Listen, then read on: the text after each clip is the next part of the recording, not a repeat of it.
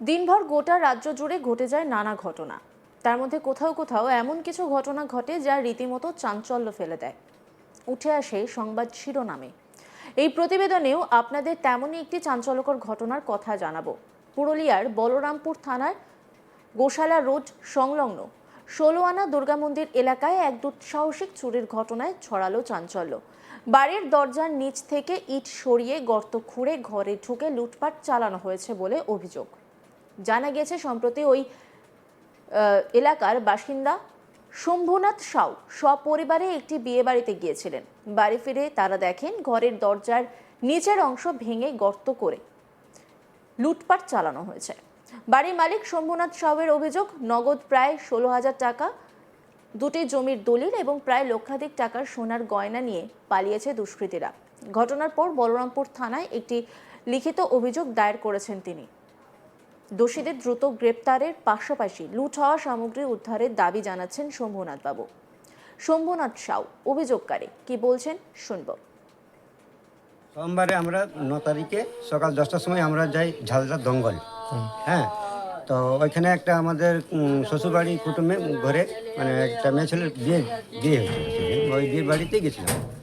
আর কালকে সকালে আমরা মোটামুটি ৮টার সময় এসে দেখি, কালকে ১১ তারিখ মানে বুধবার সকাল ৮টার সময় এসে দেখি যে আমার বাইরের যে পর্দা, কাপড় পর্দা বাঁধে গেছিলাম, বাঁধাই ছিল, কিন্তু এসে যখন আমি ঘরের যে দরজাটা খুলতে যাই দেখছি যে নিচে খোঁড়া আছে, ইট খুঁড়ে নিচে থেকে লোক ঢুকিয়ে মানে চুরি করে নিয়ে চলে গেছে। আমার বাস্কার চাবি তালা মানে সব তাড়িয়ে এমনি ফেলে দিয়ে আর চুরি করেছে। কি ছিল আপনার? দুটা দলিল আর সোনা মানে পায়ের তোড়া আর সোনার কানের আর বাচ্চাদের গলা চেন ছিল, ১৬,০০০ টাকা নগদ, এগুলো নিয়ে চলে গেছে। তার প্রায় কত টাকা সোনা ছিল বলতে পারবেন? মোটামুটি আপনার লাখের তো উপরেই হবে স্যার, কেননা পুরানো সোনা, আমার নিজের মায়ের সোনার কানের ছিল এটা, আর পায়ের তোড়া মোটা। আর এই যে মোটামুটি ২০০৯ সালে যেটা আমার দিদি দিয়েছিল আমার আমার বউকে, এই মান্টিলিটা সোনার, আপনারা তো বুঝতে পারেন যে ওটা দাম হবে। আমি তো সোনা কিনিও নেই, জানিও নেই। আপনার কি কাজ করেন আপনি? আমি স্যার ৩ চাকার ঠেলা চালাই, ওটাতে আমি ফেরি করি, ঝালমুড়ি চানা ফানা সব বিক্রি করি। ১৬ আনা দুর্গা মন্দিরের গাড়িটা আমার লাগা আছে। তো আপনি এই যে আপনার চুরি হয়েছেন বলছেন, এই বিষয়ে আপনি থানায় জানিয়েছেন? হ্যাঁ, থানা গেছিলাম আমি কালকে, লিখিত অভিযোগ জানাইছি। পুলিশ এসে ইনকোয়ারিও করে গেছে, বলেছে তোমরা কাউকে কিছু বলাবলি করো না, আমরা দেখছি, তদন্ত করছি। আমি স্যার যাদের উপরে সন্দেহ। আপনার কি সন্দেহ রয়েছে কারো উপর? হ্যাঁ আছে, অটোমেটিক সন্দেহ আছে স্যার। কিছুদিন আগে আমার এই চাল থেকে আপনি ক্যামেরাটা দিয়ে ঘুরান, এই চালে এই কাঁসার থাল ছিল, আমার বউ ধুয়ে নিয়ে শুকতে দিয়েছে জলটা, আর চান করতে গেছে পুকুরে, এসে নিয়ে দেখছে যে থালটা চুরিয়ে গেছে। তা কিছুদিন আগে এই বেদিতে ছোট থাল ছিল, আমার বাচ্চার ভুজনার দান করা থাল, ওই থালটাতে পূজা করার জন্য ধুয়ে করে এখানে রেখেছিল। আর না, পূজা করে থালটা এখানে রাখা ছিল, ওই থালাটা গায়েব হয়ে গেছে। হ্যাঁ, তো কে করবে এই কাজগুলো? এদিকে এই ঘটনার জেরে এলাকায় ছড়িয়েছে ব্যাপক চাঞ্চল্য। আর এই নিয়ে একটি রিপোর্ট তুলে ধরেছেন আমার কলিগ সত্যজিৎ ব্যানার্জি, দেখাবো আপনাদের। পুরুলিয়া জেলার বলরামপুর এলাকায় দুঃসাহসিক চুরি, একটি বাড়িতে লক্ষাধিক টাকার সামগ্রী চুরি গেছে বলে দাবি পরিবারের লোকের। পুরুলিয়া জেলায় যে বলরামপুর থানা রয়েছে, সেই বলরামপুর থানার অন্তর্গত একটি বাড়িতে পরিবারের লোকের দাবি তারা বিয়ে বাড়ি গেছিল এবং বিয়ে বাড়ি থেকে এসে দেখে যে বাড়ির দরজার নিচে সুড়ঙ্গ করে দুষ্কৃতীরা, চোরেরা তারা বাড়ি ঢুকে চুরি করেছে, এমনটাই তাদের দাবি।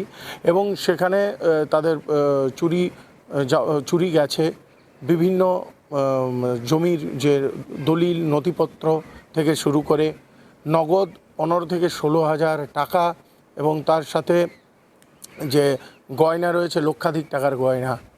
পরিবারের মাথায় হাত বিয়ে বাড়ি থেকে ফিরে, এবং তারপর পরিবারের লোকজন দ্বারস্থ হয় পুরুলিয়া জেলা বলরামপুর থানায়, লিখিত অভিযোগও দায়ের করে। কিন্তু শেষ পাওয়া খবর অবধি এখনও কাউকে গ্রেপ্তার করা যায়নি, তবে তদন্ত চলছে বলে পুলিশ সূত্রেও জানা গেছে। ইতিমধ্যেই আমরা সম্প্রতি অনেকবার দেখেছি পুরুলিয়া জেলায় বিভিন্ন ধরনের যে চুরির ঘটনা এবং বাড়িতে চুরির ঘটনা দেখেছি এবং তার কিনারাও করতে দেখেছি পুরুলিয়া জেলা পুলিশকে। আবারও কি তাহলে এই বাড়ি ফাঁকা রেখে যাওয়ার জন্যই চোরেরা সক্রিয় হয়ে পড়ল? এমনটাই সাধারণ মানুষের কাছ থেকে উঠে আসছে প্রশ্ন। যদি ওই তদন্তের মাধ্যমে উঠে আসবে যে এই বাড়িতে কে বা কারা এইভাবে চুরি করেছে, যদিও পরিবারের লোকজনের দাবি যে তাদের শেষ সম্বলটুকু কেড়ে নেওয়া হয়েছে, শেষ সম্বলটুকু চুরি করা হয়েছে। অর্থাৎ শুধু যে টাকা পয়সা বা গয়নাগাটি তাই নয়, জমির দলিল অর্থাৎ যে গুরুত্বপূর্ণ নথিপত্র সেইগুলিও পাওয়া যাচ্ছে না। মাটির নিচে অর্থাৎ পুরনো সময়ে আগেকার দিনে যেমনভাবে সিঁধ করে অর্থাৎ মাটি খুঁড়ে যেভাবে বাড়িতে প্রবেশ করা হতো, অর্থাৎ দরজার তালা না ভেঙে দরজার নিচ দিয়ে মাটি খুঁড়ে সেখানে তাদের বাড়িতে প্রবেশ করে বিয়ে বাড়িতে থাকা পরিবারের লোকজন যখন বিয়ে বাড়ির আনন্দ মেতে আছে সেই সময় সেই বাড়িতে চুরির ঘটনা ঘটে। এবং পুলিশ জানাচ্ছে যে খুব তাড়াতাড়ির সঙ্গে এই ঘটনার নিষ্পত্তি তারা করবে। দিনভর গোটা রাজ্য জুড়ে নানা ঘটনা ঘটছে, তেমনই আরও একটি ঘটনা যেখানে দেখা যাচ্ছে যে পুরুলিয়ার বলরামপুর থানার গোশালা রোড সংলগ্ন 16 আনা দুর্গা মন্দির এলাকায় এক দুঃসাহসিক চুরি। বাড়ির দরজার নিচ থেকে ইট সরিয়ে গর্ত খুঁড়ে ঘরে ঢুকে লুটপাট চালানো হয়েছে। জানা গেছে সম্প্রতি ওই এলাকার বাসিন্দা শম্ভুনাথ সাউ সপরিবারে একটি বিয়ে বাড়িতে গেছিলেন আর সেই সুযোগেই চুরি হয়। কি বলছেন তিনি, শুনবো।